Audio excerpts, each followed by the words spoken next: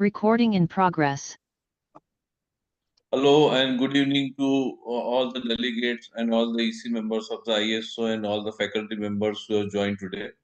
Thank you for taking time out of your busy schedule. This is the third webinar in the ISO series that we are organized this year. And the previous two meetings were very successful. We had more than 300 registered delegates on the webinar.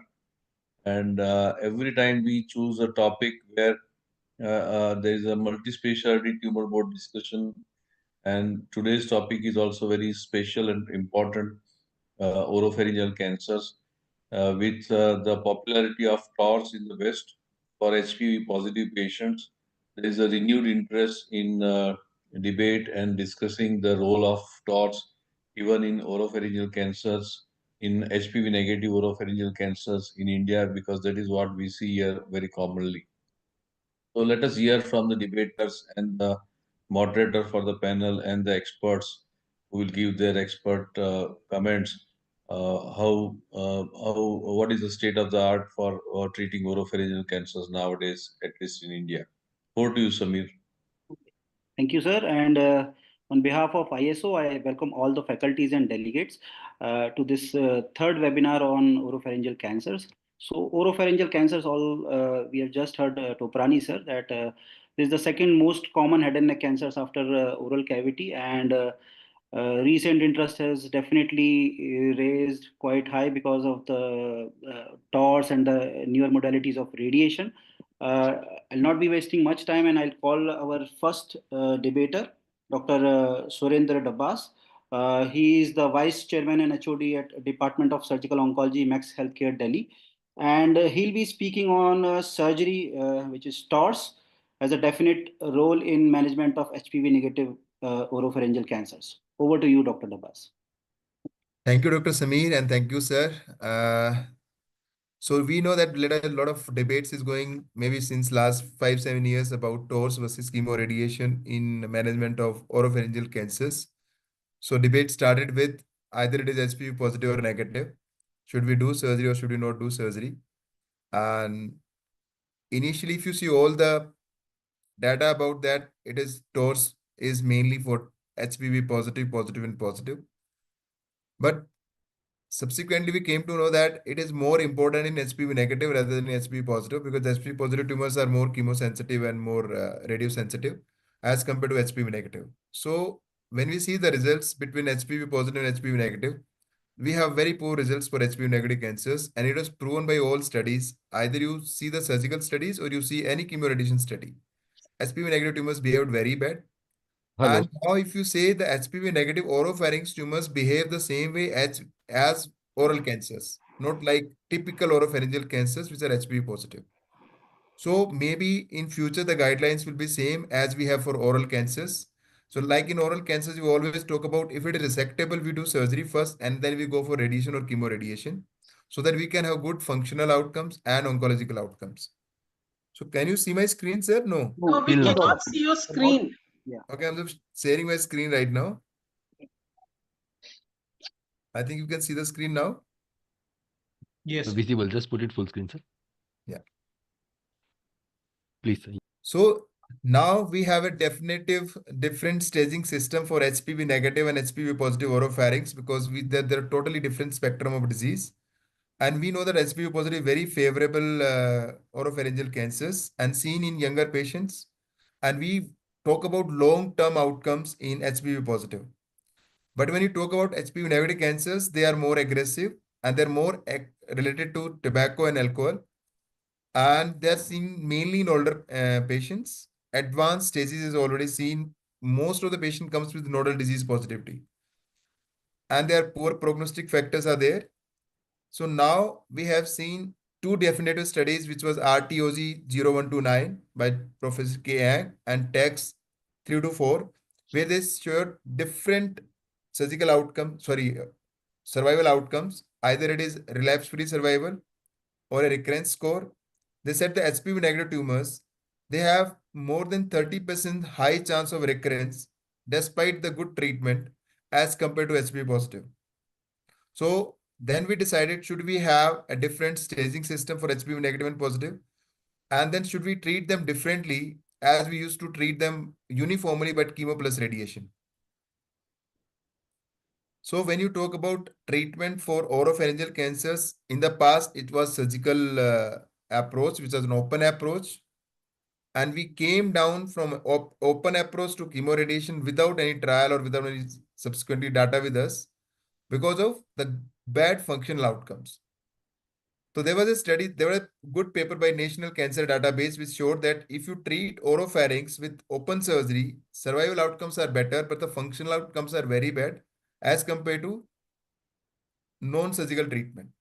So whatever this speech and swallowing difficulty, high tracheostomy, and a prolonged hospitalization, because of this, we came to chemoradiation.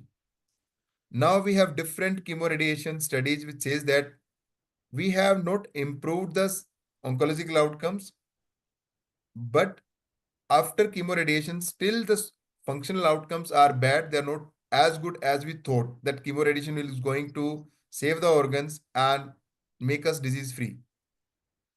So should we think about doing going for a surgical option where we have less morbidity and a good functional outcomes after surgical treatment, followed by non-surgical treatment like chemo plus radiation to have good oncological outcomes.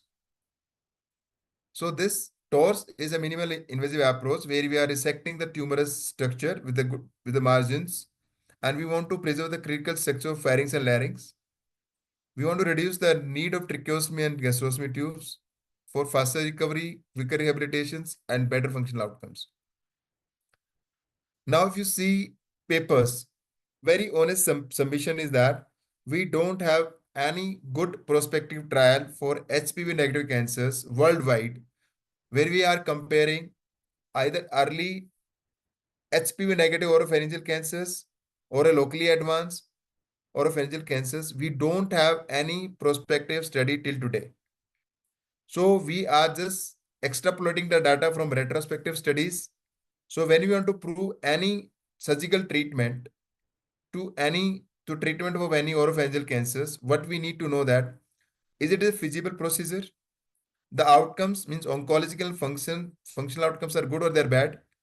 So initial studies done by Western surgeons was basically to see the feasibility of TORS for oropharynx, means the risk of bleeding should be less, tracheostomy and gastrostomy dependence should be less. So there are a lot of studies and they prove that the need of tracheostomy and gastrostomy is very, very less when you do TORS for either HPV negative or positive patients. So once we prove that it is a feasible procedure and functional outcomes are good, then we have to focus on oncological outcomes. So this was a study by Professor Kwan, and this study showed that TORS as a primary surgical modality followed by adjuvant therapy as indicated offers disease control in both HPV positive and negative. So if you see that there's only very less patients, there's only 37 patients, and you see the recurrence rate was very, very less.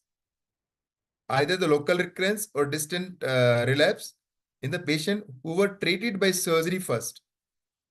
They were negative and positive both. They were not segregated, but the combined data says that the relapse rate was very less as compared to non-surgical treatment. This was again a paper by Eric Moray, and again not more patients. There were 66 TORS patients, again HPV positive and negative both, just to show the functional outcomes of TORS in oropharyngeal cancers, negative or positive.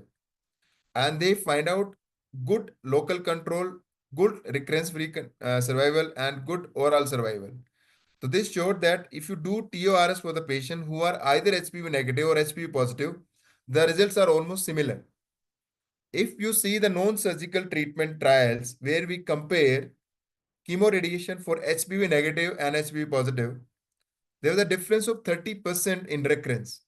HPV negative, they behave very nice, but HPV positive behave very nice, but HPV negative have 30% chance of more recurrence when we treat with non-surgical treatment. Contrary, when you do surgery for this HPV negative and positive, the outcomes are almost similar. So based on this, we can say that if you treat HPV negative cancers with surgery, our results will be better as compared to chemoradiation. So this was again a retrospective review of around 410 patients, 410, and they were again mixed up patients. 50% of patients required chemo plus radiation post surgery. And if you see the survival was very, very good when you treat this patient with surgery first, followed by radiation or chemo radiation. So, and again, this study showed that if we have a primary in the tonsil or a female patient, they have better survival.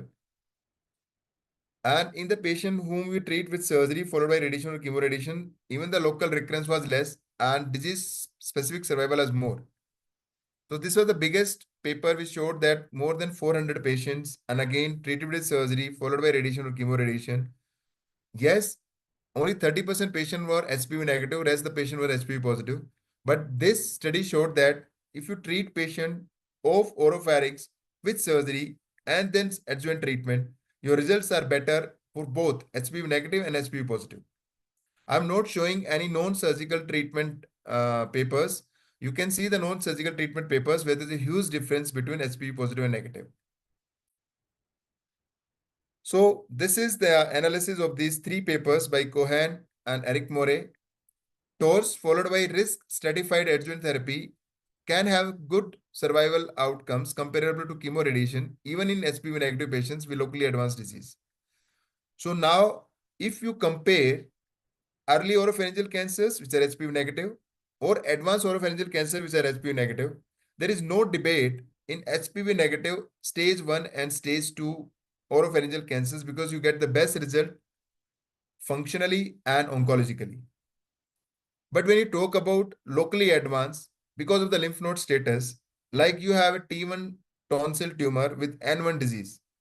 So this patient may require radiation therapy or may not require radiation therapy after surgery, depending on the nodal status. There is ENE is there or not. So now you see these patients who are stage 3 by staging. But you do surgery and then don't give radiation or give lesser radiation, their outcome functionally and surgically will be very nice. But when you talk about T1 baseline tumor with the N3 disease, obviously the survival is going to be bad. Whatever treatment you do chemoradiation, you do NSCT followed by chemoradiation, or you do surgery followed by chemoradiation, their outcomes are bad and they always fail distally. So in these cases, if you compare, we have compared in our papers, if you compare the outcome, the local control is best with surgery. But you see the distant metastatic rate, they're almost similar. So in this patient, we have to focus more on functional outcomes as compared to oncological outcomes. So oncological outcomes is good if you do surgery and then chemoradiation. For functional outcomes is bad if you do surgery and then you go full dose of radiation and chemotherapy. So for the very advanced oropharyngeal cancers, which are HPV negative, we still don't know surgery followed by chemoradiation is the best treatment or you just give chemoradiation. We have to prove this subset rather than a subset where we have early oropharyngeal cancers or single nodal HPV negative cancers, where surgery is the best treatment for both functional and oncological outcomes. So by these three small studies, two were small and one was a bigger retrospective trial, which say that for HPV negative cancers, surgery is giving you good local control as compared to chemoradiation. So this was my paper published in 2015-16, and we have done only for T1 and T2 and 0 patients. And we say that if you treat with only surgery, functionality is very, very good. And even the oncological outcomes, like overall survival at the follow-up 29 months is more than around 94%. So we need these type of studies where we are comparing very, very selective patients T1, T2, N0 or T1, T2, N1 or T1, T2, N2. If we can do these type of studies, then we can directly hit on what is the best treatment for HPV negative patients. But we, as a surgeon, we are not doing much of TORS across our country where we have the highest incidence of HPV negative cancers. But if we do a better study, then we can come to the conclusion, is HPV negative oropharyngeal cancers locally advanced with nodal disease should be treated with surgery, followed by radiation or chemoradiation, or directly with chemoradiation. But there is no doubt about that T1, T2 tumors, even the guideline says that either you go for TORS or you go for chemoradiation. Functionality is better with surgery as compared to chemoradiation. So whenever we compare this, we always talk about one trial, which is Orator trial, which is very favored by radiation oncologist. And if you see, if you divide this Orator trial or you see the Orator trial very, very nicely, very few patients were there, 32, 32 on either side. And they say that in 32 surgical patients, 70% of patients require radiation or chemoradiation after surgery. So they were not T1, T2, N0. They were locally advanced. 70% of these patients are locally advanced.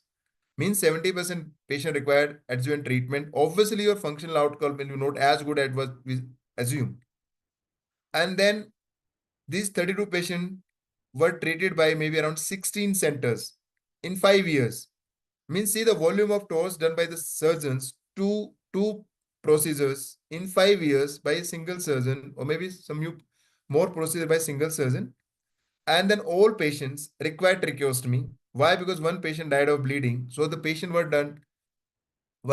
and they underwent tracheostomy before surgical treatment. So obviously when you do and pre-operative tracheostomy in these patients, the functionality will not be so good. And then we compared the dysphagia score at 1 year. We always, when you do any chemoradiation, we always see the long-term dysphagia at 2 years, and we compared at 1 year. Then we have a long-term analysis of Orator 2, which says the dysphagia score is almost similar between radiation versus surgery. So now you won't have a good data about, or you want to tell about what is the best treatment for oropharyngeal cancers which are HPV negative. We should do 1-to-1 direct prospective study T1, T2, N0, T1, T2, N or N2. Then you can come to know that which is the best treatment for these oropharyngeal cancers which are HPV negative. So I will say that ours is the only country which can do this trial if we are more into doing tours for these cancers. So this is the hard fact about HPV negative cancers. We have no prospective data to say that TORS is the standard of care for HPV negative till today. There was one study designed for HPV negative in the US. It only accrued one patient in 1.5 years and it was stopped. So this is the major drawback of our papers, that we are not able to accrue the patient who are HPV negative in Western population. But we, as an Indian, we can do these trials, but we are not doing their trials. While some studies says that improved disease-free survival and recurrence-free survival for HPV negative patients undergoing TORS, it is important to know that most of the data comes from cohorts, also including HPV positive cases. So we are not doing any direct comparison, what I'm saying again and again. So again, when you Dr. Dawes, last 1 minute, please. Yeah, when you want to do a comparative trial, you should always know which are the best suitable patient for TORS, because you are comparing the functionality. So I can do surgery for T4 tumors also, I can do for T1 also. I know the functionality will be good in T1. And their location matters. It is the center, it is the center of the base tongue, or it is the one side of the base tongue. If you're doing a central resection, the functional outcome will be not so good. This is all contraindication for any TORS patients. So I can say if you select your patient very, very wisely and compare head to head, then as a surgeon, you can say that yes, TORS is the best treatment modality for early oropharyngeal cancers or locally advanced oropharyngeal cancers where we have N1 disease or maximum N2 disease, but not for N3 disease. So if I summarize my results, I will say that we have a role of TORS in management of HPV negative oropharyngeal cancers. But again, the selection of patient is based on anatomy, on location of the tumor. And again, if your chemoradiation fails, are you planning a salvage surgeries? Results are very, very poor. I've seen in my studies also, if you treat base tongue, which are salvage, they bleed heavily. Functional outcome are very bad. So I don't advise the patient who are operable before chemoradiation, they should be offered surgery first as compared to chemoradiation rather than treating with surgery later on once the radiation fails. So summary is that TORS is a promising strategy to improve both survival and functional outcomes. For early stage, it is a de-incentivization of treatment. We are not going for chemo radiation for 35 days. Rather than it is 3 to 4 days treatment. So it is still we have more to learn about TORs in HPV negative. We need more and more studies about this, which is the need of our, at least in our country. So my summary is that yes, TORS has a definitive role in early oropharyngeal cancers. That is no doubt about that. In locally advanced, we need more papers to produce more studies, direct comparisons, with single node, multiple nodes, ENE, no ENE. Then we can prove that TORS is going to play a big role in improving the survival for at least this locally advanced disease. Thank you so much. Thank you, Dr. Abbas. Next we have Dr. Trinanjan Basu. He is the head of the department of radiation oncology at HCG Mumbai, and he'll be speaking on surgery has no role in management of HPV negative oropharyngeal cancers. Over to you, Trinanjan. You'll be having 8 minutes and then we'll be having rebuttal. Thank you, Samir, and thank you, ISO, for the kind invitation. So, should I share? I saw the slides. Yes, you can share, Yes, sir. yes, yes, you can share. Yeah, it's visible, right? Yes, visible, sir. Okay. So, Dr. Dabas has made some of the points which are very key. So I'll start from that. Yep. So we know we deal with an unique scenario in India, and our major is HPV negative, as we heard already. And the concerns, the major concerns in the current protocol are the failure pattern, especially. The HPV negatives have high failure rate compared to the other counterpart of HPV positive. And all the steps are to enhance that. So long back from Indian data only, we know we deal with average out 15% of positives. So our majority of the chunk is HPV negative or oropharynx with P16 negative, and they have their unique characteristic to it as well. So let's see some surgical data. As he has said, the surgery for T1, T2, N0, P16 is less, as he rightly said. There are NCDB analysis long back, and in Orator, as we discussed, as he said that we are very fond of Orator. Yes, we are. Only 12% are P16 negative. Now remember, these surgeries, as he told, requires a TORS for the primary as well as require a neck dissection. And we know the Orator outcome in a favorable cohort already. Now the Orator 2 is, we know what has happened to Orator 2 as well. So we don't have any definite conclusion, though these are from the favorable cohort. So the unfavorable, the P16 negative is less in them.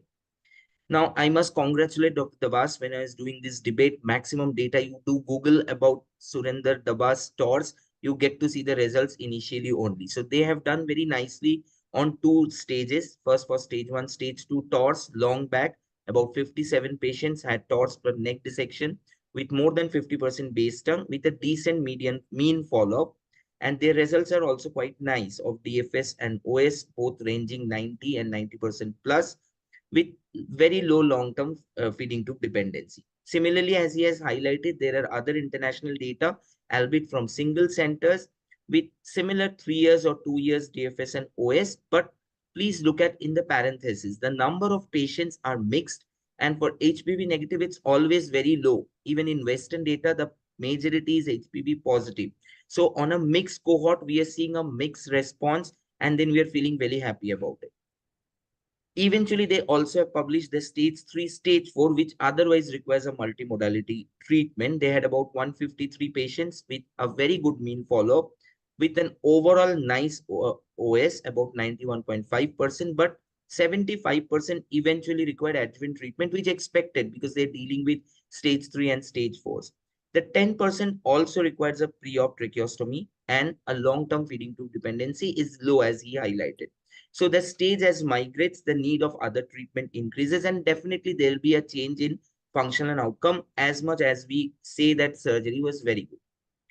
Now, where do we stand with HPV negative? As there's a resurgence of the surgical data. So these are two recent, one 2024, about 37 patients with a median follow-up of 3 years, with the DFS of about 62.9 and OS 70.6%. Again, this was a mixed cohort, but what it has given us that they have come out with LVSI to be an important prognostic factors after the toss for a risk adaptant further adjuvant treatment, and 60% of their patients needed some sort of adjuvant treatment, radiation or chemoradiation. The larger cohort of the NCDB data in 21, about 164 patients, had a good 5 years overall survival. Their requirement of tracheostomy tube is low, and as expected, early stage has a very good overall survival. Now, what we don't talk about, or rather less talked about in surgery, is all of these things. So this data analyzes, other than the pure oncologic outcome, the other things, and look at the numbers. There were about 20 patients requiring tracheostomy, the 20% rather. There are requirement of PEG tube, there are oropharyngeal hemorrhage, there are need of reoperation, and as well as a very low, though a 30-day mortality. So where do we stand in the global guideline and as well as Indian guideline? We have an Indian practice consensus guideline. For the advanced stage rather, now TORS is given as an option in P16 negative, not for the early ones. The early ones still a single modality or a chemoradiation is the first or the preferred option. The surgery is an equivalent or a second option. And why it is? If we look at the RTOG 1221 data, as Dr. Dawaz said, this trial never picked up. There is no recruitment other than one patient, as he rightly said. They tried to do a very pragmatic approach of a T1, T2 up to N2B, M0, P16 negative oropharyngeal squamous cells. But since we don't know data, people have tried to analyze it from their SEER and NCDB database. So one of the analyses came up in 2021 with about 3,000 plus patients, which showed a better hazards towards TORS followed by risk-adapted adjuvant treatment versus the radical chemoradiation. Where from the same cohort, people have analyzed, and this came as an abstract in ASTRO in 18, about 1,600 plus patients following the RTOG 1221 protocol with a decent median follow-up. There were no difference in survival outcome between either of the modalities applicable. And if we talk about cause, though this is an US standard cause with presumptive and assumptive, TORS had some benefit in this analysis over CTRT because of the frequent need visits and supportive cares. Now, if we parallelly see our radical CTRT data from N plus onwards, we know we require a radical chemoradiation even for the N1 cohort. This is proven by long back Zoomstakes data, and also we have other societies' recommendation. We do have Indian data from the early stage, from the Breaky trial from TMH, the T1, T2, N0, a predominant HPV negative cohort with a 3 years overall survival of 65%, which is similar to the global database. And as we move to IMRT, as the standard radiation technique has become, which we always have heard from our older techniques of analysis of the late dysphagia, late xerostomia, they're actually low in today's time. And we do have evidence from randomized trial, from the passport and from the DERS trial, and also from the Indian Breaky trial, that yes, people do develop acute toxicities, but they tend to recover over a phase, and the late grade 3, which will be bothersome for us, is actually low, both in physician reported as well as patient reported outcomes. So the biggest other challenge I would say for HPV negative oropharynx is the scarcity of the data, as Dr. Dabas was also highlighting. Even for chemoradiation, which is the predominant treatment, if we do a search, we have hardly any data from India. The data is very, very low in that. They are mostly single center or as part of other head neck cohort together, not specific to HPV negative oropharynx. So the concerns remains a high failure rate, a disparity of data with global, and also disparity of the way HPV is reported. And there are other novel therapeutic options. So as we debate, as surgeons and as radiation oncologists debate, our medical oncology colleagues will slowly get an upper hand. There are a lot of novel targets in HPV negative, lot of research, some are already into the clinic and some will soon come to the clinic, of lot of other treatments other than the standard treatment approach. And probably those will take upper hand in HPV negative oropharynx. And as though the initial results are negative of adding an immuno concurrent with radiation in this cohort, but we know there are plethora of trials going on in that. So as Dr. Dabas might think about getting a newer version of robot, I might think about getting further improvement in radiation modality. Our colleagues would say the immunotherapy is working best for them. So we don't know what future lies in front for us. So this is the most important one. Finally, we brag about our treatment modalities. Do we actually document the patient experience in that? So this systematic review tried to do an analysis of the published data. Very strange way, 70% of the data always report of survival and only 2% report about oropharynx specific quality of life. And all those points we have listed down are important to document. This is what a patient actually undergoes. It's not about a single modality, what it's giving credit.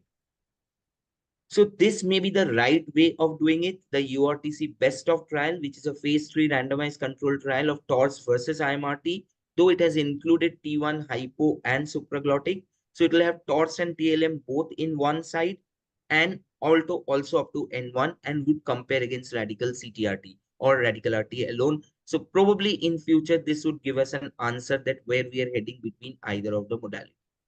Now, in recurrent disease, I would rather give credit to Dr. Dabas because TORS we know as a salvage option has better survival outcome. So when patient recurs after the initial radiation or chemoradiation, the salvage surgery scores over the other treatments, and there's no doubt of it. We have global as well as Indian data for it. We have an MIRI consortium from radiation oncology side only, where the RPA category 1 are the ones who could undergo a salvage surgery after the primary radiation or chemoradiation for better survival. So there's no doubt in that.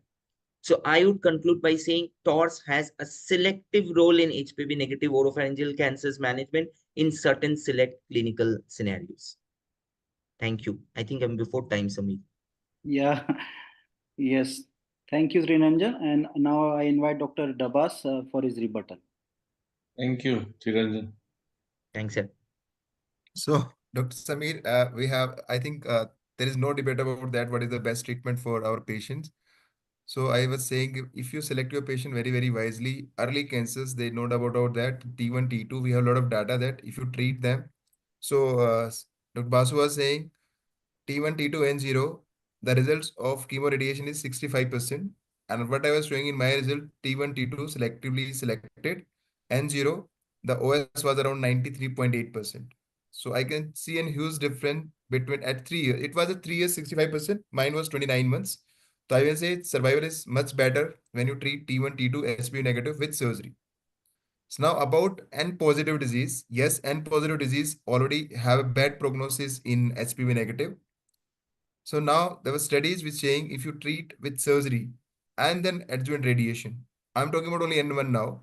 And N1 means the outcome oncologically is better, even functionally are better. But now if you want to improve the functionality in these tumors, we have to improve our radiation technique. Are we going to boost the primary? That is a lot of matter of concern for that. But all radiation oncologists, you have taken to the tumor with negative margins, all do and primary boost to the primary tumor site, which is the main cause of morbidity. They may treat the neck maybe for 45 to 60 gray, but they boost the primary site, which is leading to dysphagia or radiation ulcer leading to morbidity.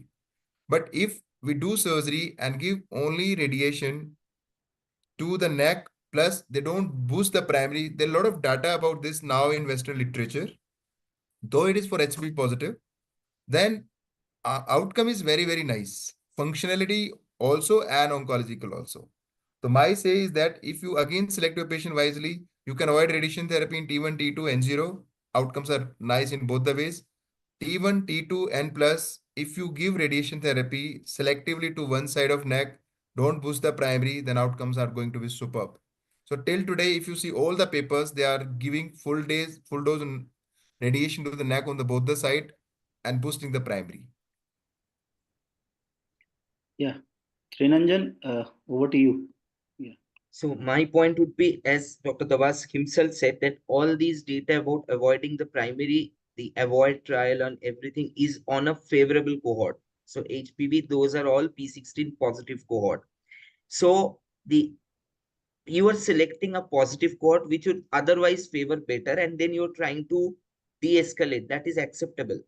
There are surgical papers only for HPV negative where margin is a very debatable thing in HPV negative. And that is the reason, even if you do a TORS, we end up covering the primary site because the margin status after TORS is anyhow a debatable thing. As surgeon, you know better than me that for HPV negative, because they're diffusely infiltrating, so we are not sure about it.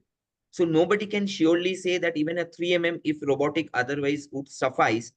And that is okay for a HPV negative because we don't know how infiltrative that tumor is. And that is a reason why this has not picked up in HPV negative. The second point is covering the primary site. So taking the data from P16, we cannot really extrapolate. We need proper, well-controlled randomized trial to answer that. The third, and the Breaky trial from TMH T1, T2, N0 has predominant HPV negative, and this has bit more follow-up. So that's why maybe the local control is a bit low than the data you have for TORS. So final point is, yes, it is a concern. HPV negative is a concern for us because for early stage also we see failure. So whatever maybe the patient has received. So the collaboration remains the key. We in India has huge HPV negative data.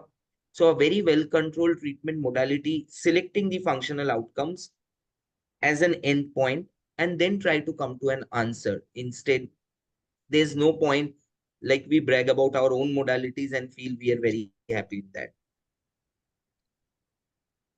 Yeah. Thank you, Trinanjan. So I guess we have heard both the sides, and now we have Dr. Arvind Krishnamurthy who will be giving his expert comments. Over to you, Dr. Arvind. Yeah, thank you, Samir. And what a wonderful debate we've had. I think Dr. Dabas, we know that he's been a pioneer in transoral robotics. And of course, he has his publications and his own data to speak. And of course, Ranjan, I think very, very nuanced way in which you have presented the data. I guess it was a very difficult topic to debate, for more than one reasons. One is, of course, I guess, we didn't give them a particular stage or maybe T size or N size. Maybe that would have been more attractive. We just gave a sort of very, very provocative topic. But I must say that, this is a very relevant topic in the Indian scenario because as was said, like, the India data, only about 20 to 30% seem to be HPV positive. And again, we don't really know what are the methodologies of testing. We don't know what is the right methodology to do, whether a PCR or to do a transcriptionally active P16, E6, E7, mRNA, all those. So there are a lot of debates over that. But considering the best data that is published, we seem to have 20 to 30% only is HPV positive. The remaining all are HPV negative. And even in that, I think we do, even in the HPV positive, a lot of smokers as confounding factors. So I think we are really a very, very unique. But as Dr. Dabas said, what we know definitely, of course, it's very distinct. HPVs are very distinct, but we know that HPV negatives, amongst everything else, I think they do poorly. And as was said, like, if we sort of not treat them with, say, chemoradiation, HPV negatives seem to be having at least 30% poorer outcomes in all, like, the relapse-free survival, disease-free survival, and overall survival. So clearly, I think there is a take that, we need to sort of, escalate treatments in these cancers. Again, the other difficult thing for them was, again, we don't really have robust evidences. Orator trial, as Dr. Basu said, like just about 11% of them were HPV negative. In certain other randomized controlled trials also, almost a lot of them are for HPV positive. On some of those trials also included mixed data. So at best, you do have some retrospective data. You do have some databases, NCDB databases, SEER database analysis. And I think you had difference of opinion. Some suggest that, the TORS-based approaches are better. Some says that it is equivalent. So we don't really know for sure based on robust evidences, one is clearly superior or inferior to the other. And suffice to say, even the NCCN guidelines in 2025 also, it actually gives you options.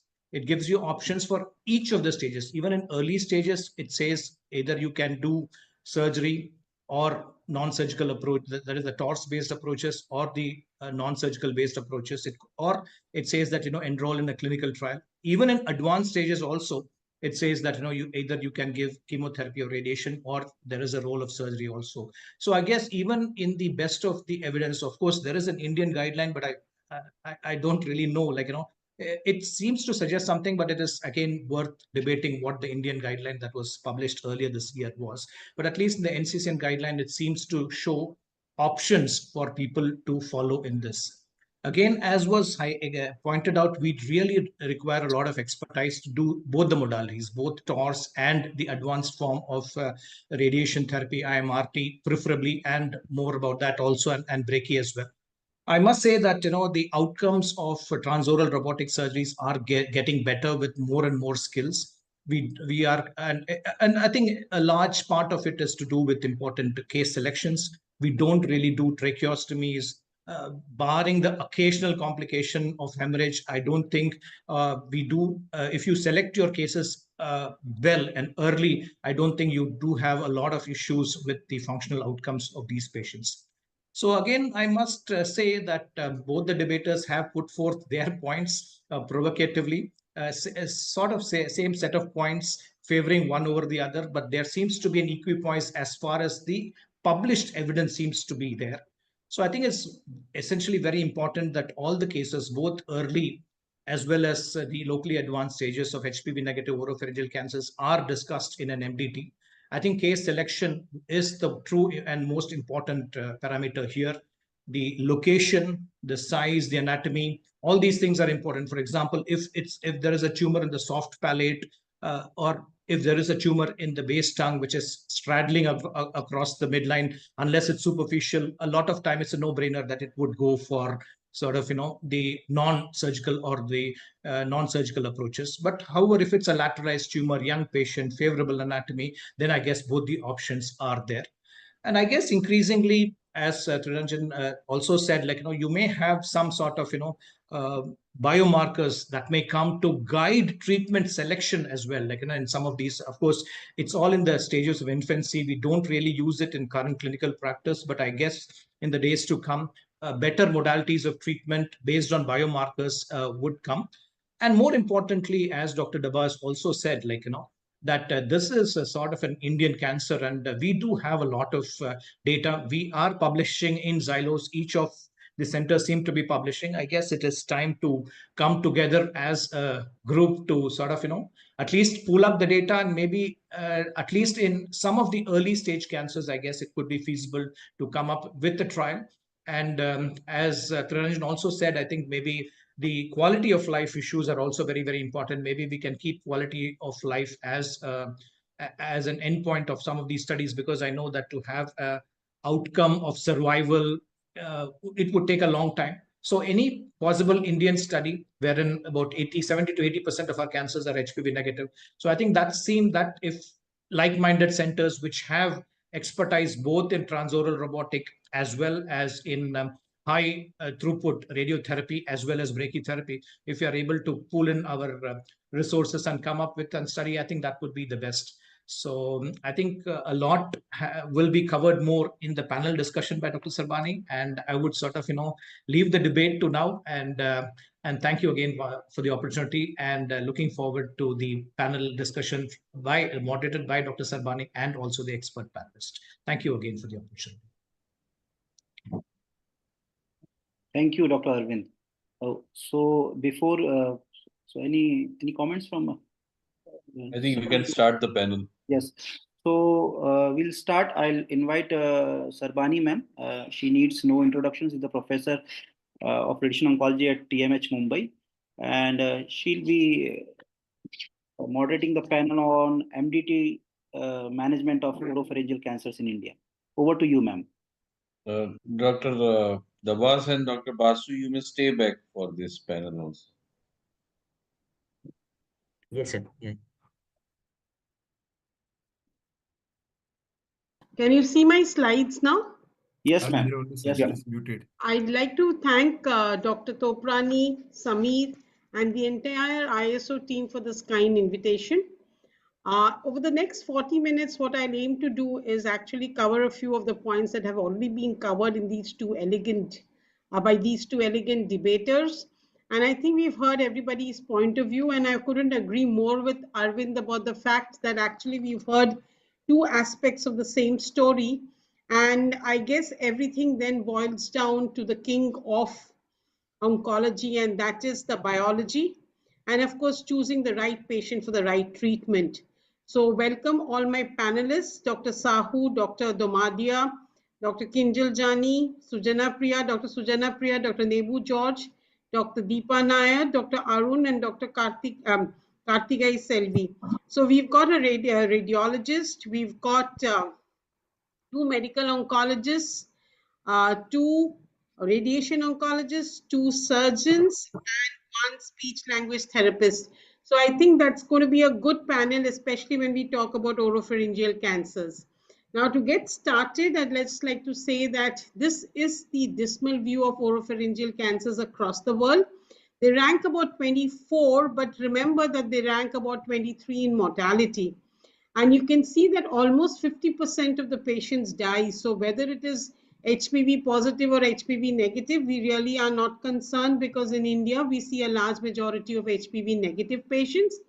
And what is worrisome is the fact that 50% of the cases diagnosed are going to die. The next thing, of course, is that we know that this is a larger problem in certain countries, especially like India, where we get a large majority of HPV negative cancers. And thanks to Deepa for the slide, we can actually see that in India, both in males and females, we have a high mortality rate compared to the age standardized rates.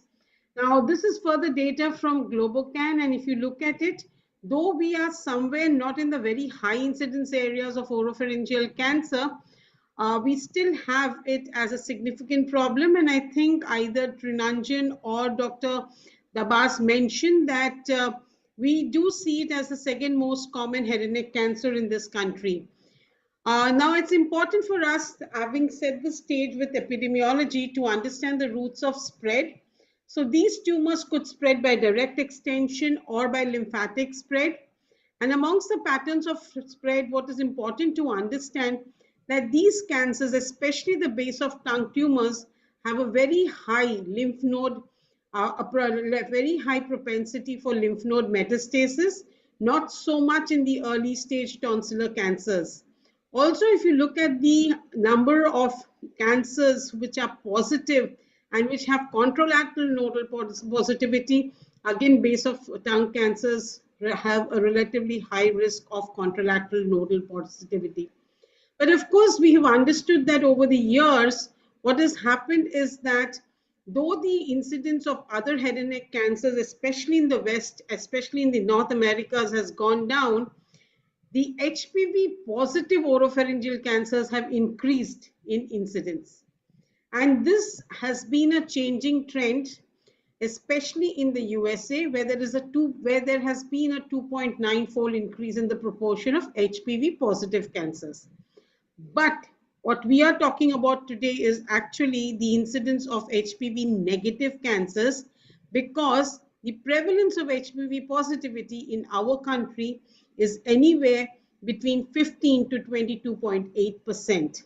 Also, what is more important, and where there is some more evidence, is the fact that whether we see the tonsils or not, most of our cancers are also in other sites of the oropharynx, like the base of tongue. And this, we have known from certain papers, has an impact on the outcomes of patients with HPV related or HPV unrelated oropharyngeal cancers. Of course, we also understand the fact that there is a striking difference between HPV positive and HPV negative cancers, with the HPV cancers doing much better than the HPV negative cancers.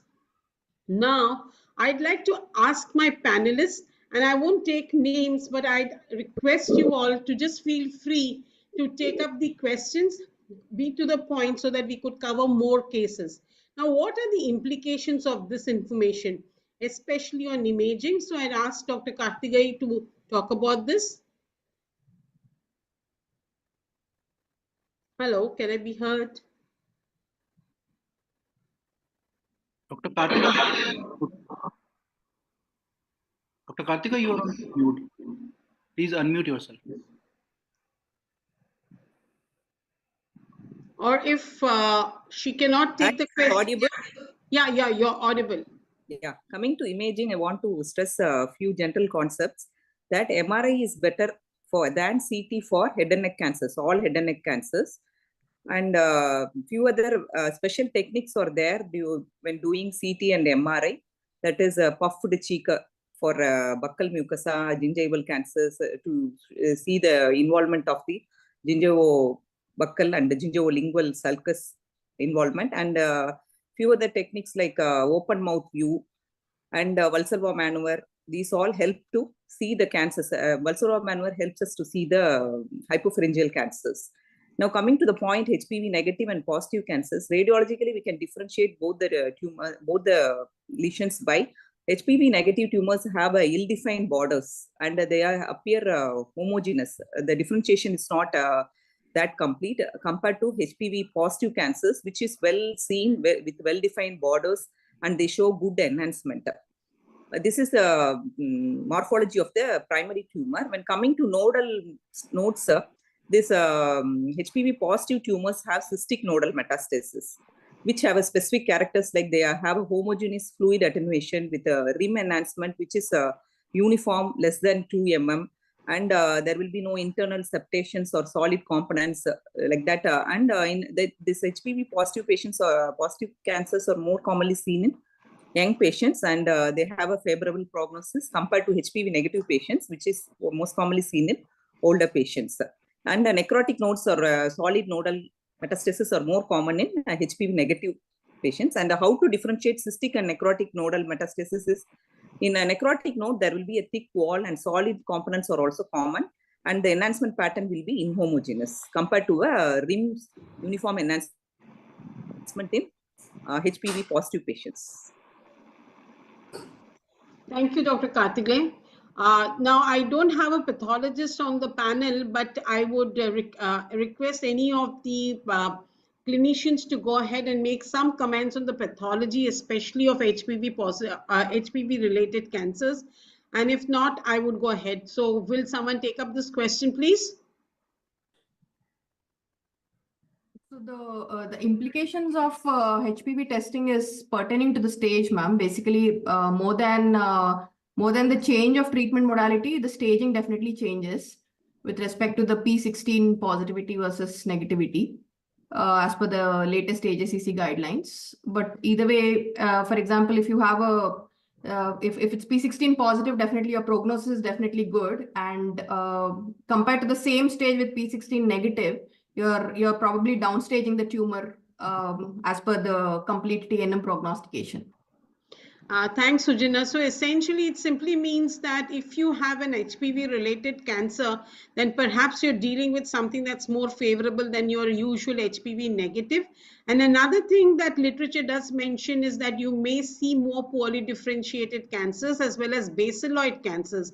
Now, surprisingly, the poorly differentiated cancers may do better, but the basaloid cancers may not be as radiosensitive and they may have a poorer prognosis.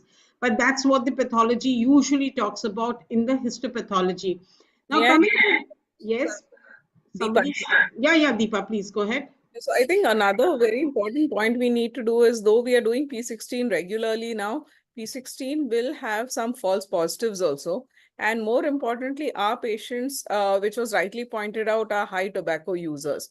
The type of tobacco usage is varying across the country.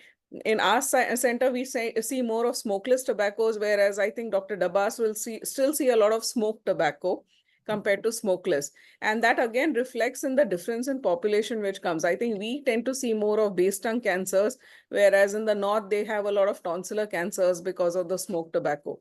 So these also things have to be kept in mind when you're looking at these population. Yeah, so I think Deepa and Sujana and Dr. Karthikeyan have brought up certain distinct features about HPV associated cancers. So one is the imaging appearance. The second is, of course, the change in the staging, the histology, and of course, even if you are testing for HPV positivity, there may be some discordance, especially also to keep in mind the fact that a large of our population is actually heavy tobacco user. It is not only smoked tobacco, it is also chewed tobacco plus other additives. And that is why we really, our patients would at best mostly be, even if they are HPV positive, would mostly be in the high risk category. So now it's very important for us to also understand the fact that we do P16 IHC on most of our patients, because initial data did tell us that perhaps the concordance between P16 IHC and HPV positivity was pretty good.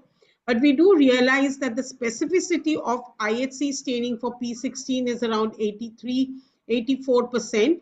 And so this recent paper by the HNCIG EPIC group clearly talks about having 4 distinct groups, that is P16 negative HPV positive, P16 positive HPV negative, and of course the two extremes of the spectrum, that is P16 positive HPV positive, P16 negative HPV negative.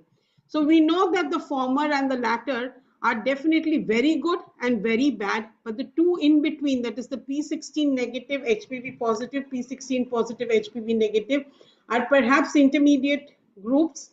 And today, maybe if we have the facilities, we would like to do more than just the IHC staining, and we would like to do an ISH or a PCR at least to know what is the true HPV status in these patients.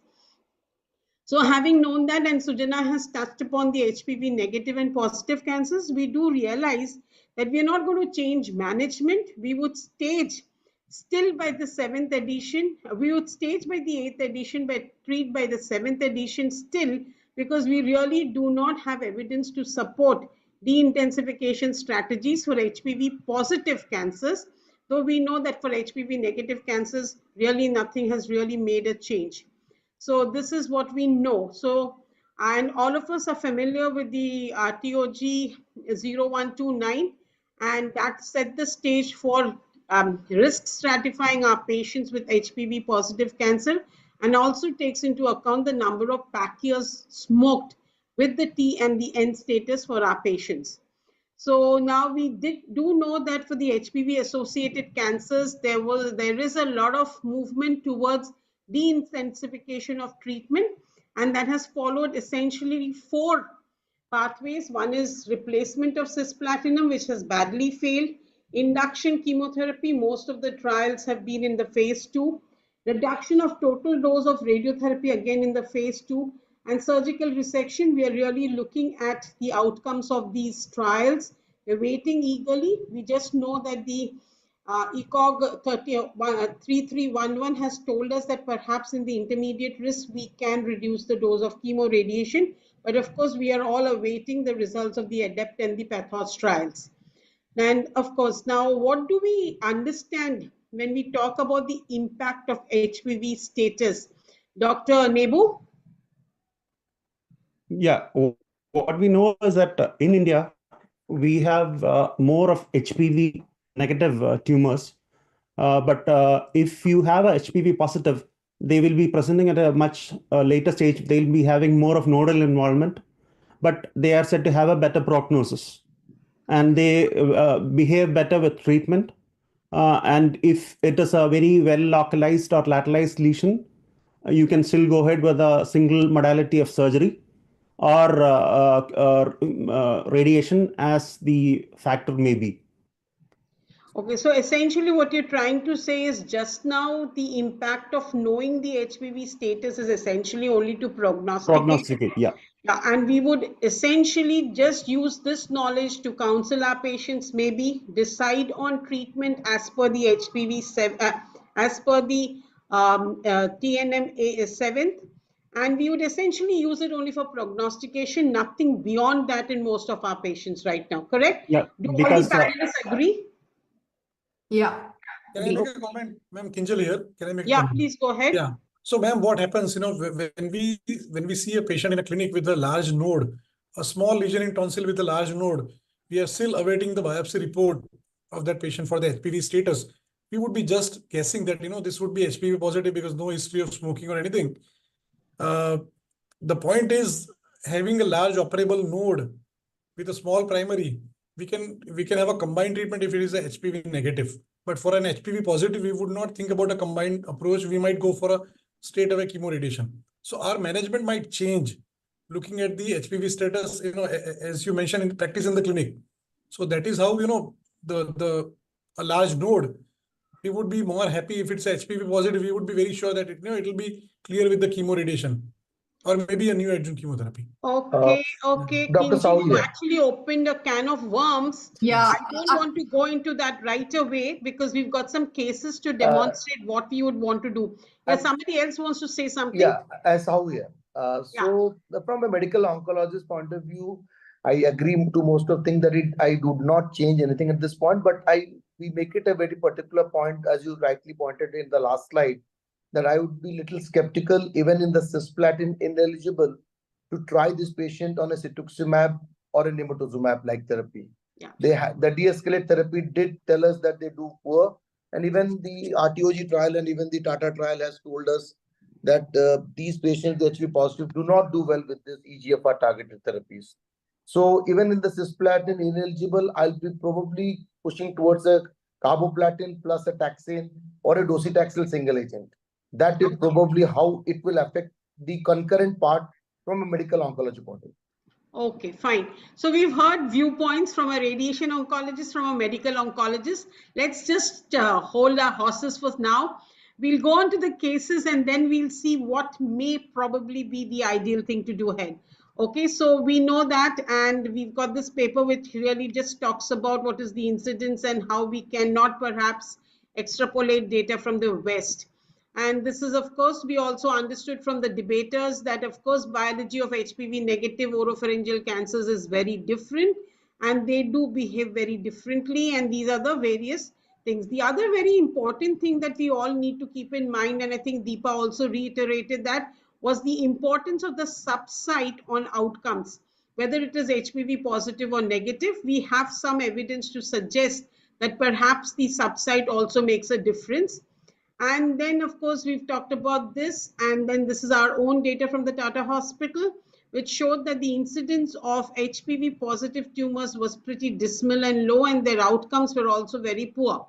So what are the strategies available? We have these various strategies that are available for the management of HPV negative oropharyngeal cancers. So you can do surgery, you can do primary chemoradiotherapy, you can do NACT followed by chemoradiotherapy. All these things, of course, can be done, but let's see what we'll do for each case, okay?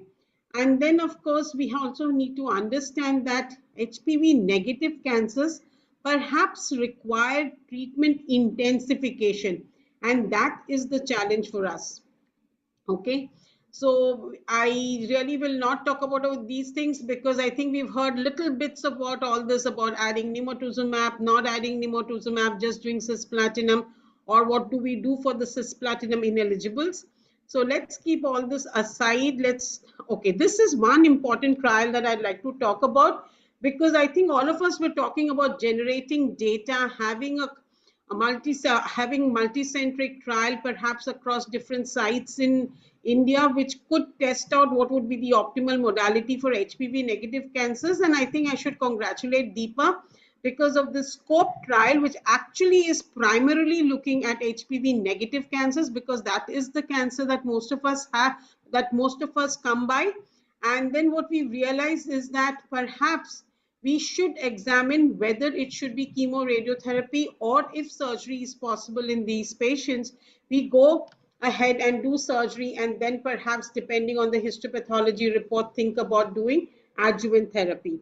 So, but one thing that all of us should keep in mind is that when we talk about intensification of treatment strategies, though there are various alternatives available to us, we just need to understand that increasing the intensity of therapy to achieve better controls also adds to morbidity. And this is something that we cannot forget, because though we say that HPV positive cancers are a younger lot, we need to be aware of their things, we also need to be aware that a lot of the HPV negative cancers could perhaps be in the elderly.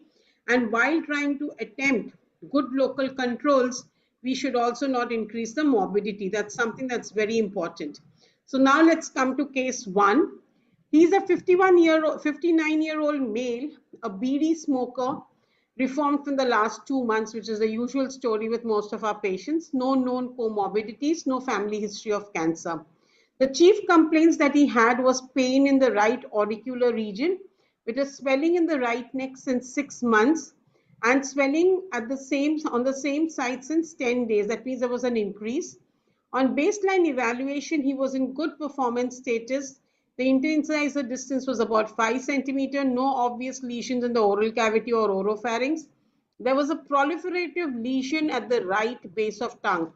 So 59-year-old male, proliferative lesion in the right base of tongue near the vallecula involving the lingual surface of the epiglottis with right cervical level 2 and 3 lymph nodes, level 1B and 2 lymph nodes palpable but mobile and firm. So a DNA and an EUA with a DL-scopic biopsy was done, and they confirmed the findings that we've seen, and it was medially extending onto the soft palate, and an FNAC from that lymph node was squamous carcinoma admixed with necrotic tissue. The biopsy from the base tongue growth showed it to be a poorly differentiated squamous carcinoma, which was P16 positive. But this is a 59-year-old man who has been smoking BDs for the last 20 years with the lesion at the base of tongue with multiple lymph nodes, and it is poorly differentiated squamous cell carcinoma, P16 positive.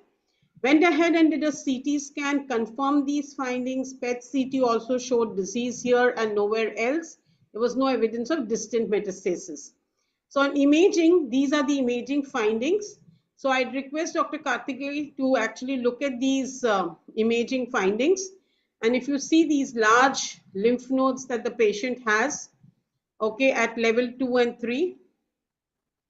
And we also had the PET-CT, which again showed these large lymph nodes.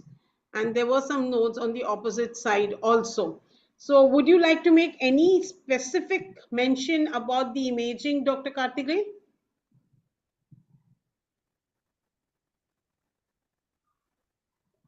Or I'd request one of the clinicians to take it up. So yeah, this looks like a very cystic node, like how Dr. Karthikeyan has described before, in line with the histopathology what we have. So very large, homogeneous, enhancing cystic node in the level 2 region on the right side. Yeah. And actually, it actually just indents on the right side. So because of the clinical evaluation, we know that we've got a tumor at the base of tongue. Yeah. But essentially what is very noticeable is this very large lymph node with perhaps a necrotic center at the level 2.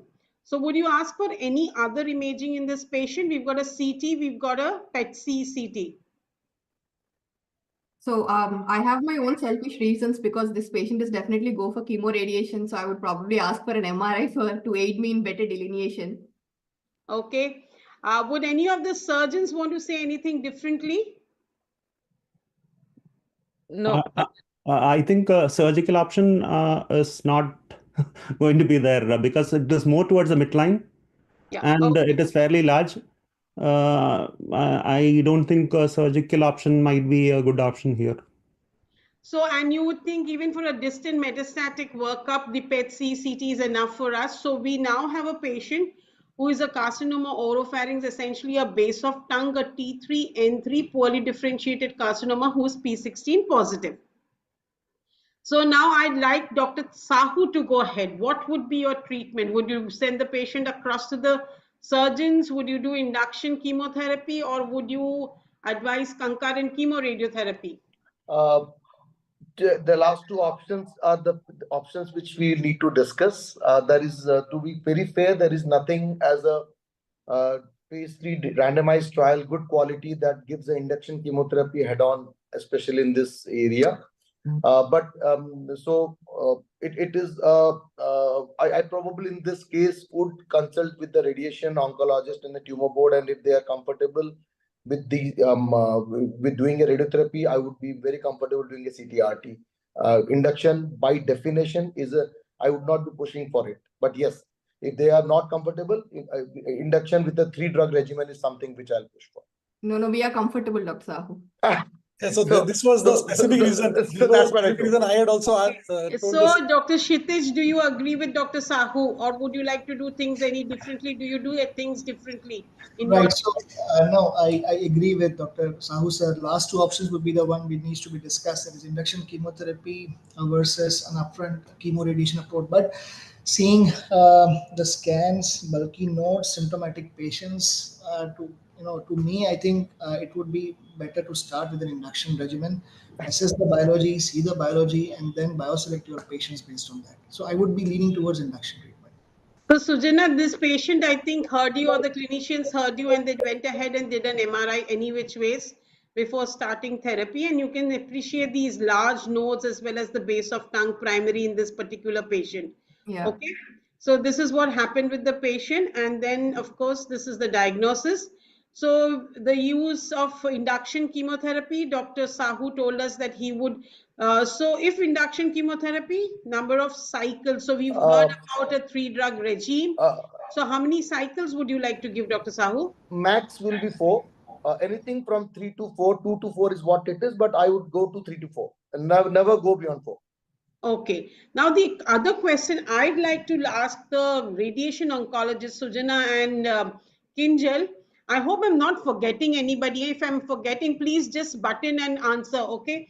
If chemoradiotherapy after induction, are you going to do chemoradiotherapy or only radiotherapy after induction? Chemoradiation. Chemoradiation. Okay, chemoradiation. But okay, I'll ask that question afterwards. Now, this patient is poorly differentiated squamous carcinoma, has had a good response after chemotherapy. So by RECIST, I would say a more than 75% response. So would you like to de-escalate in any form, or would you give your usual doses?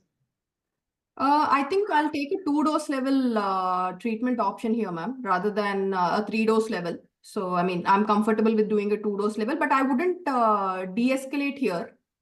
So you wouldn't go by any of the phase 2 trials that have called for a 10% reduction in doses, especially if the response to NACT is good? No, it's still like you already mentioned, it's just the phase 2 part of it. So okay, fine. Probably adhere to the current standard for now. Okay, Kinjal, what would you do? Same, absolutely same. But here, I would differ with Dr. Sahu. I would not go for a 4-cycle chemotherapy for this patient. I would give 2 cycles. I mean, every cycle we reevaluate because being an HPV positive, this patient is going to respond well to NACT also, and this patient is going to respond to CTRT also. So we would be evaluating this patient. I and Kshitij work together. So what we would do is we would evaluate this patient after every cycle, and none of our patients will go for 4 cycles, maybe 2 or 3, depending on the response. Kinjal, to correct you, I told the max is 4. I would prefer 3. You would never go beyond 4. That's what it is. Yeah, but just tell me something. Why would you evaluate after every cycle of chemotherapy? No, see, the point is these are very HPV positive or very sensitive tumors. The only catch here is that the patient is a BD smoker for a long time. This patient might have a HPV positive behavior also and HPV negative behavior also. So we don't know how this patient is going to respond. So evaluating after every cycle, we know that, if this is a very good responder, we might not go for 4. And if this is not good responder, we might go up to 4. But what do you mean by after every cycle assessment? Would you do imaging or would you clinical assessment, not scans, clinical assessment of the node and the primary. That's all right. That's acceptable. Yeah, Deepa, you have your hand raised. So I want to ask the surgeons and maybe Dr. Dabas, what about Dr. Kim and the Korean group who are trying neoadjuvant chemotherapy and looking at the response and then offering TORs in these cases? Would that be an option? Or would the radiation oncologist take it back to their tumor board? Ma'am, seriously speaking, such a big node, maybe a small primary, I will never recommend doing TORs for these patients. If you have very good response, then please go for chemo plus radiation rather than surgery. Yeah, and one thing, I'll just take the prerogative of being the moderator. Now, in HPV positive, though these patients are supposed to have a good biology, please do not be surprised if you have a delayed response. They do not always respond immediately. And especially these large cystic nodes are known to have a delayed response. And if you see the paper by Sanguinity, you will actually see that in almost 2/3 of his patients, they had a delayed response and they actually had to wait to see a response, especially at the node. So it's not surprising that you have cystic nodes, HPV positive. They may be in the low risk or intermediate risk, but usually these would be intermediate or high risk because of the size of the node. And they would actually be slow responders, but that's known for HPV positivity, and so we shouldn't be surprised. So both my radiation oncologists have said that they're not going to de-escalate. They're not going to do anything about the volumes that they're going to treat, but they may end up treating only 2 levels of doses. That means either a 70 gray 35 fraction equivalent and a 56 gray 35 fraction equivalent, right? Yeah, yes, ma'am. Yes, yes, ma'am. So then we'll go to the next. So then, of course, now, Dr. Sahu, supposing your tumor board decided that in this patient, we would go ahead with chemoradiotherapy and not neoadjuvant chemotherapy, as you yourself said, there is no overwhelming evidence to say that you should go the neoadjuvant way. Then what would you do with the chemoradiotherapy? What would be your chemotherapy in this patient? If the patient is cisplatin eligible, and we all need to learn to do the nerve conduction, the audiometry, that's many times missed in most of the centers even today. And it will be surprising to find that 20% will not be fitting into the eligible criteria. So provided the cisplatin eligibility criteria of GFR, neuropathy, and audiometry is done, then I would love to give in this patient and 200 milligrams cisplatin a weekly or once in 3 weeks, both are okay. But my intention would be to reach that 200 milligram of cisplatin. If I cannot, then I will be doing not a good job as a medical. Okay. So Sujana, you mentioned that if you did neoadjuvant chemotherapy and you had a favorable response, then you would do the 2 dose volumes, 2 dose levels. And so now if you did CTRT, would you do it differently? No, ma'am, I would do the same thing. I would still do the 2 dose level only, the high risk and the intermediate risk. High risk and the low risk. Yeah, sorry, high risk and the low risk. Okay, fine. So, and Kinjal, you would also do the same? Yes, absolutely. Yeah, with equivalent geometric expansion modality. Yeah. Okay, fine. So now we go to the next thing.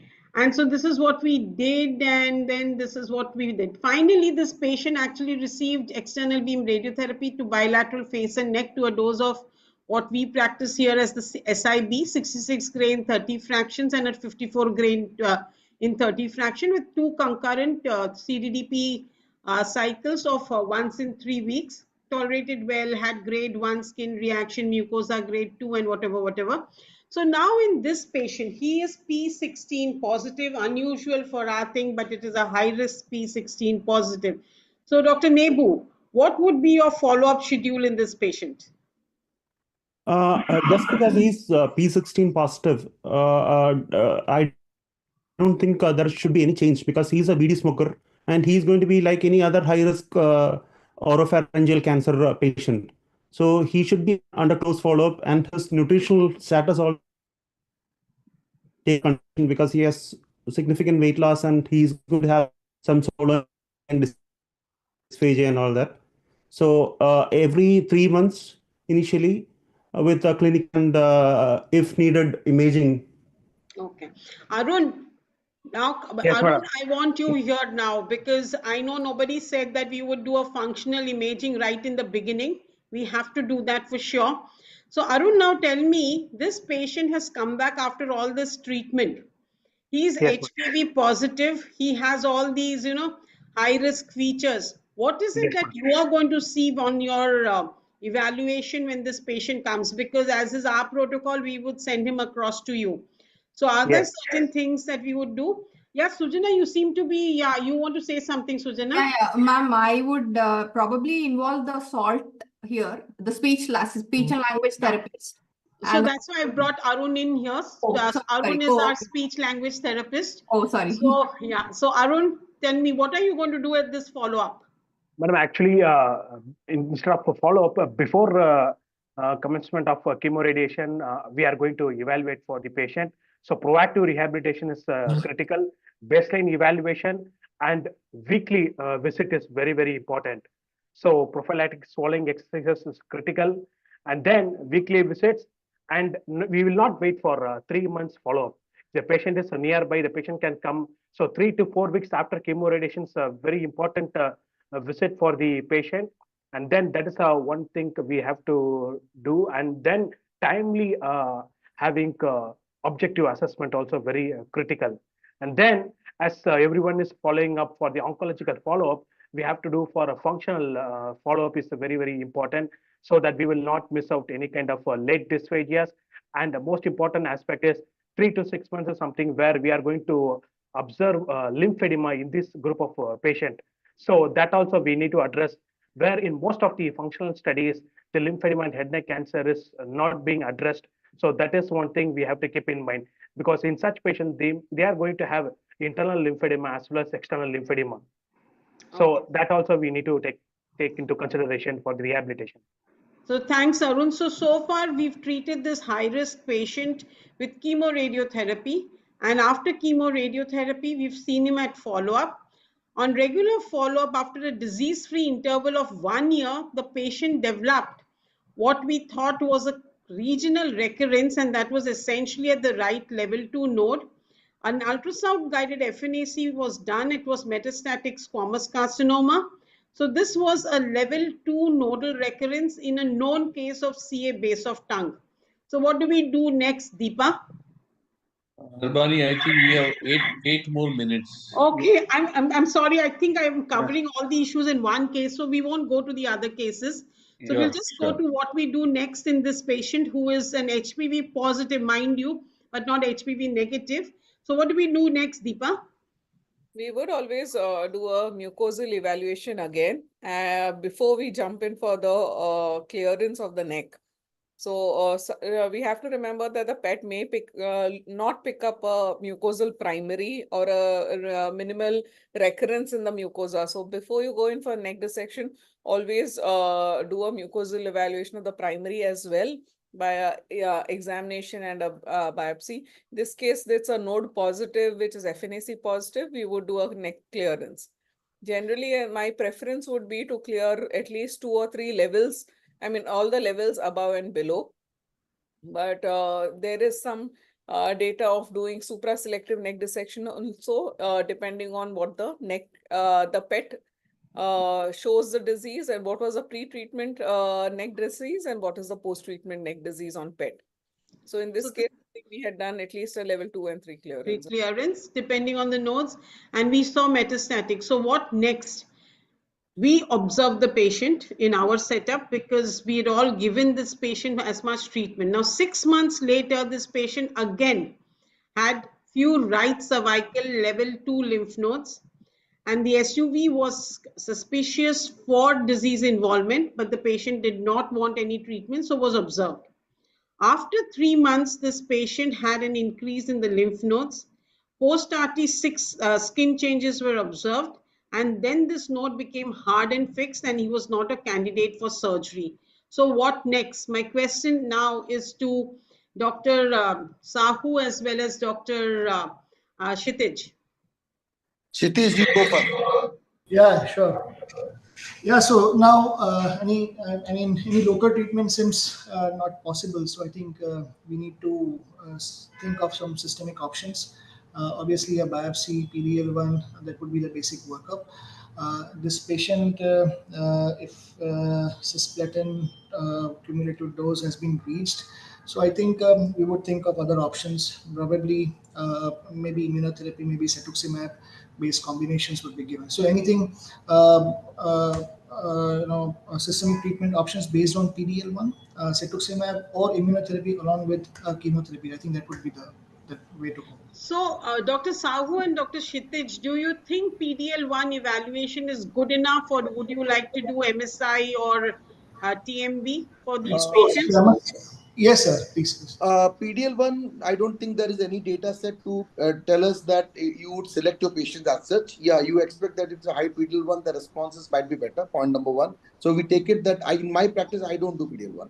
Okay. MSI, it's a pan tumor. You have it that if it is high, you can go for a single agent immune checkpoint, but to get a MSI high in a head and neck is not that common. So in the practice, I don't do it, but if one does it, it is good.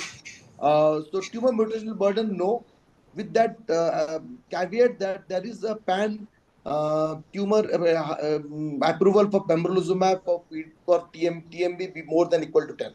So in practice, for this patient who is not amenable for any local treatment and is potentially palliative, my first choice will go for a taxane platinum carboplatin here with a full dose of pembrolizumab. And if they cannot afford, then I will probably go for the Tata Memorial, the triple metronomic with the ultra low dose inhibitor. That's the two things. Okay, so this is what the patient had, and then so this patient actually went on to receive palliative chemotherapy.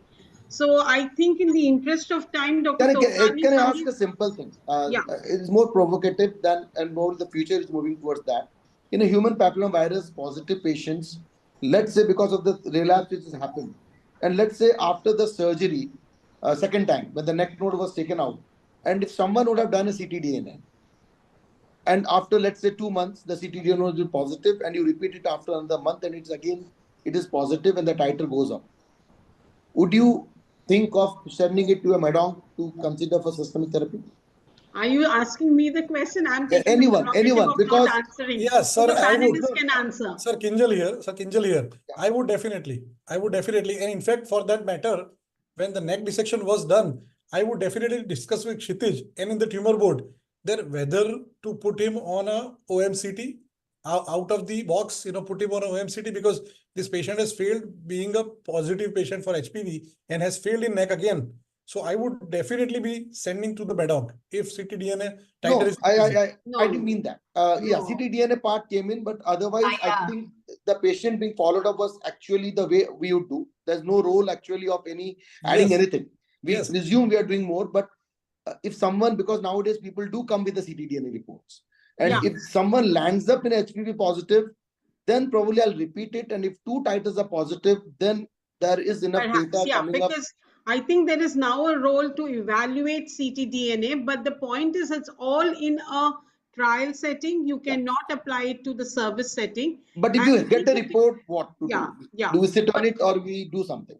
Do something about it. But the other thing, I think, Kinjal, we have data from the RMACE trial, which was a randomized trial, that if you cannot give re-radiotherapy, which in this case would have been difficult because it was just 1 year, there is actually no evidence to support the use of oral metronomic chemotherapy. Rather, the patients actually did worse than the patient who did not receive any other therapy. So I really wouldn't want to do that. I think we'll have to wind up. We'll have to wind up this discussion. Yeah. Okay. Fine. Sure. I'll Short do of that. time.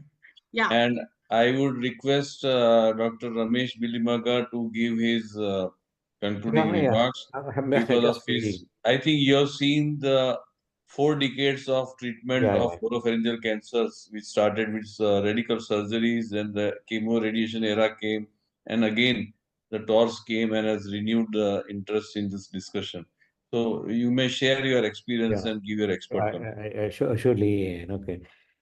The point is, I really appreciate all the people who really talked today, and the way the scientific sessions going on is wonderful, and a lot more to learn. And whether it's just you start a practice or a 40 years of practice, everybody can really learn in this. Toprani, I really feel in this kind of a session, even 1.5 hours is not sufficient at all. There's so much to talk about, even in one site, so much. And each one is in-depth going and understanding the how do we really manage the patients. Just to summarize, now that I know that hardly we have any time left, I can only say each of the practicing person or the institution should have the tumor board in their clinic. Otherwise, I don't think these kind of a patient should be handled at all. Better to refer to a place and where they can really comprehensively handle that. Absolutely. Yeah, one. The second point is in oropharyngeal cancer, which we are discussing today, and basically we are with the current knowledge, we'll have to divide the patient into whether it's HPV positive or negative, and take our decision and further and depending upon that.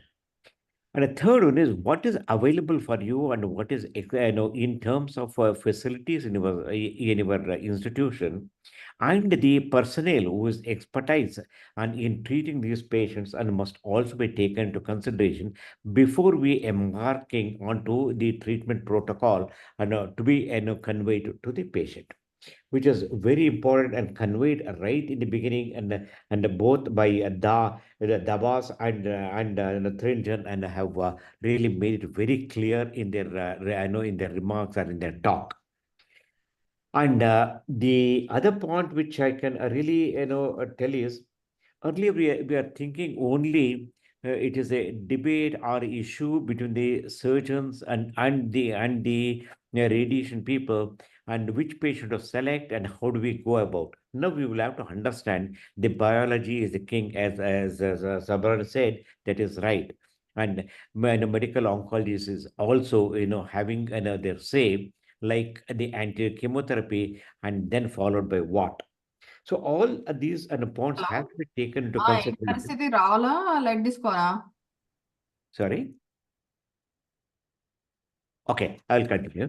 Yeah, all these points has to be taken into consideration today, and all three modalities of people will have to join together in deciding about what the treatment to be given to the patient, not just in the primary setting, even in the follow up, and how they come back and with their recurrence, and how do we handle that. That is another very important point to say. And I really appreciate Sabrani has taken the point delayed response. We should not hurry up in assessing their response. We should really wait and watch and see how the patient is really responding to our treatment, and then formulate the next course of action and for the a patient, and a patient who comes with the symptoms.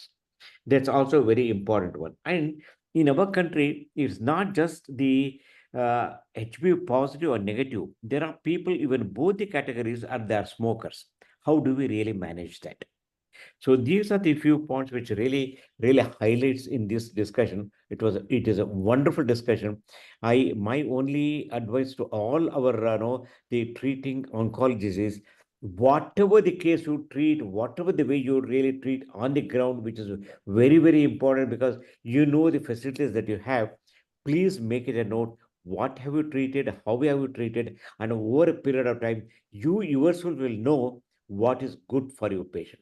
That is most important, and in the today's discussion. Thank you. Thank you, sir. Thank you very much for your expert comments.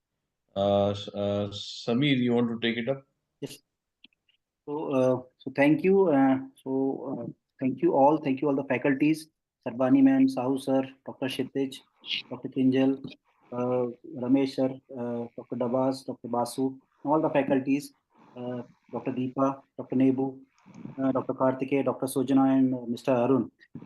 This was a wonderful session, and this was actually, it was, the time was a factor. Otherwise, probably we can, as ma'am just mentioned, she had some couple of more cases, but because of the time, but still a lot was discussed, and I'm sure you can always have a oropharynx panel too. Yes, probably next time we'll have a oropharynx 2 panel. Probably Yeah. we need that. And I thank all the faculties, the delegates, the ISO EC members, Toprani sir, Dr. Arvind Bilimagga sir, and of course Mice Ideas for all the logistic support. Thank you all. Thank you all. Next, thank you, ma'am. Next webinar, so we usually do it on 4th Wednesday of month. The upcoming will be on cervical cancer, which will be on 22nd of January. Thank you. Thank you. Bye. Good night.